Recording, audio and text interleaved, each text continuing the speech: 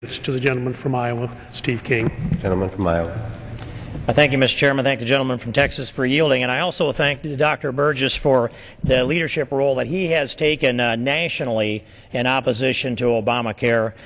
His voice is essential to this and putting this unconstitutional bill behind us one day and taking us down the path of liberty and freedom with a constitutional path.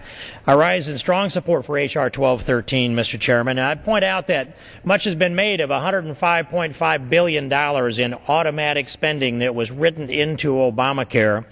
That's a number that was kind of like a mirage. It was hard to pin down. And over time, and working with CRS, we produced finally that number.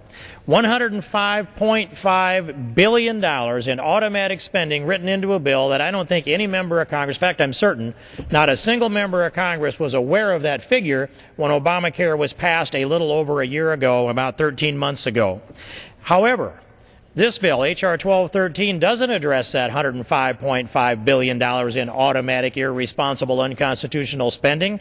It addresses an open slot where the drafters of Obamacare just simply overlooked writing in a figure in when they granted this unlimited authority to the Secretary of Health and Human Services, Kathleen Sebelius, to spend the amount of money that she sees fit to carry out the provisions of this section that is repealed by H.R. 1213.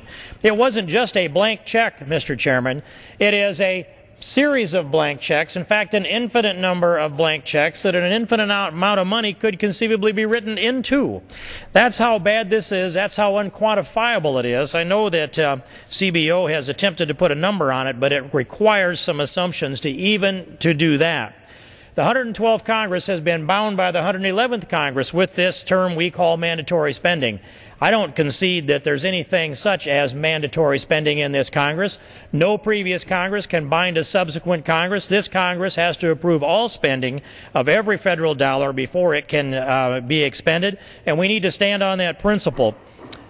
And, Mr. Chairman, Additional 30 seconds, the gentleman. Gentleman's recognized. I thank Chairman. I thank the gentleman from Texas. This unlimited and mandatory spending that's unconstitutional. I would make the point also that the funding that would go to set up the state exchanges, we need to be very well aware of what that can be. If the states take this free money, so to speak, from this unlimited slush fund of Kathleen Sebelius and set up the state exchanges, even though they believe they have control of these exchanges, it sets them up to be nationalized by a far more powerful federal government. And even though they oppose Obamacare, they might be complicit in its implementation if they accept this money. I urge adoption of H.R. 1213. I thank the gentleman from Texas, and I yield back the balance of my time. Gentleman from New Jersey.